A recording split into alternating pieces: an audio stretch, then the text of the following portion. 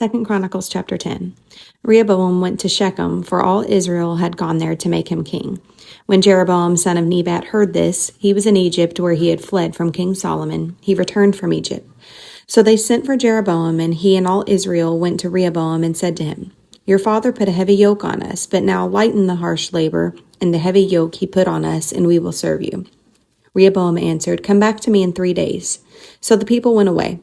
Then King Rehoboam consulted the elders who had served his father Solomon during his lifetime. How would you advise me to answer these people? He asked.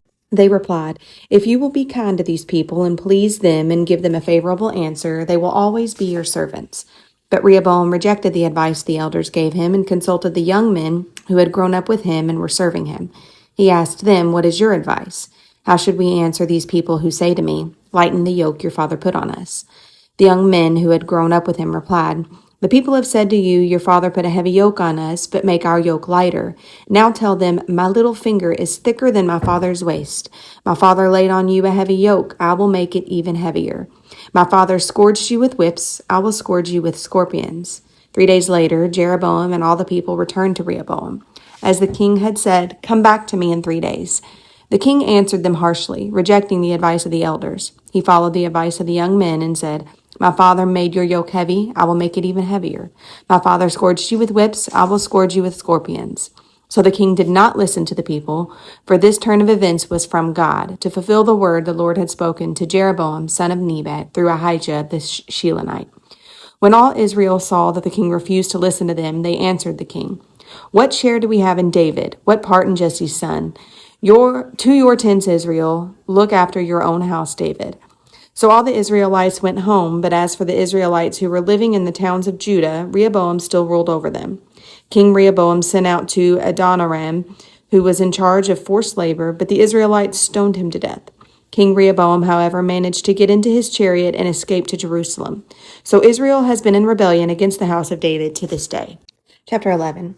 When Rehoboam arrived in Jerusalem, he mustered Judah and Benjamin, 180,000 able young men, to go to war against Israel and to regain the kingdom for Rehoboam.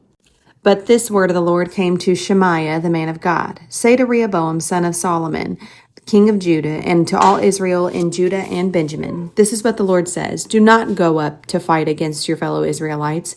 Go home, every one of you, for this is my doing. So they obeyed the words of the Lord and turned back from marching against Jeroboam. Rehoboam lived in Jerusalem and built up towns for defense in Judah, Bethlehem, Edom, Tekoa, Beth-zur, Soka, Adullam, Gath, Mareshah, Ziph, Adoraim, Lachish, Azekah, Zorah, Ajalon, and Hebron. These were fortified cities in Judah and Benjamin. He strengthened their defenses and put commanders in them, with supplies of food, olive oil, and wine. He put shields and spears in all the cities and made them very strong, so Judah and Benjamin were his. The priests and Levites from all their districts throughout Israel sided with him. The Levites even abandoned their pasture lands and property and came to Judah and Jerusalem, because Jeroboam and his sons had rejected them as priests of the Lord. When he appointed his own priests for the high places and for the goat and calf idols he had made, those from every tribe of Israel who set their hearts on seeking the Lord, the God of Israel, followed the Levites to Jerusalem to offer sacrifices to the Lord, the God of their ancestors. They strengthened the kingdom of Judah and supported Rehoboam, son of Solomon, 3 years, following the ways of David and Solomon during this time. Rehoboam married Mahalath, who was the daughter of David's son, Jeremoth, and of Abihail, the daughter of Jesse's son, Eliab. She bore him sons, Jeush, Shemariah, and Zaham. Then he married Maacah, daughter of Absalom, who bore him Abijah, Attai, Ziza, and Shelemith. Rehoboam loved Maacah, daughter of Absalom, more than any of his other wives and concubines. In all, he had 18 wives and 60 concubines, 28 sons and $60. Rehoboam appointed Abijah, son of Maacah, as crown prince among his brothers in order to make him king. He acted wisely, dispersing some of his sons throughout the districts of Judah and Benjamin, and to all the fortified cities. He gave them abundant provisions and took many wives for them. Chapter 12. After Rehoboam's position as king was established and he had become strong, he and all Israel with him abandoned the law of the Lord. Because they had been unfaithful to the Lord, Shishak, king of Egypt, attacked Jerusalem in the 5th year of King Rehoboam. with 1,200 chariots and 60,000 horsemen, and the innumerable troops of Libyans, Sukkites, and Cushites that came with them from Egypt. He captured the fortified cities of Judah and came as far as Jerusalem. Then the prophet Shemaiah came to Rehoboam and to the leaders of Judah who had assembled in Jerusalem for fear of Shishak, and he said to them, "This is what the Lord says. You have abandoned me, therefore I now abandon you to Shishak." The leaders of Israel and the king humbled themselves and said, "The Lord is just."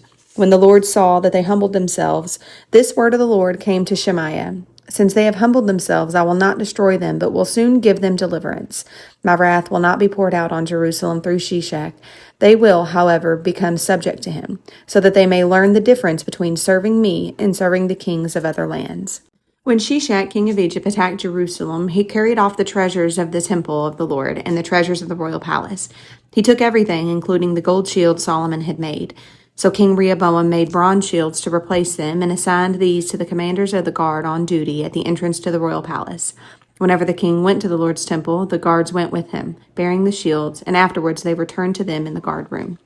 Because Rehoboam humbled himself, the Lord's anger turned from him, and he was not totally destroyed. Indeed, there was some good in Judah. King Rehoboam established himself firmly in Jerusalem and continued as king. He was 41 years old when he became king, and he reigned 17 years in Jerusalem, the city the Lord had chosen out of all of the tribes of Israel in which to put his name. His mother's name was Naamah. She was an Ammonite. He did evil because he had not set his heart on seeking the Lord. As for the events of Rehoboam's reign, from beginning to end, are they not written in the records of Shemaiah the prophet and of Iddo the seer that deal with genealogies? There was continual warfare between Rehoboam and Jeroboam. Rehoboam rested with his ancestors and was buried in the city of David, and Abijah his son succeeded him as king.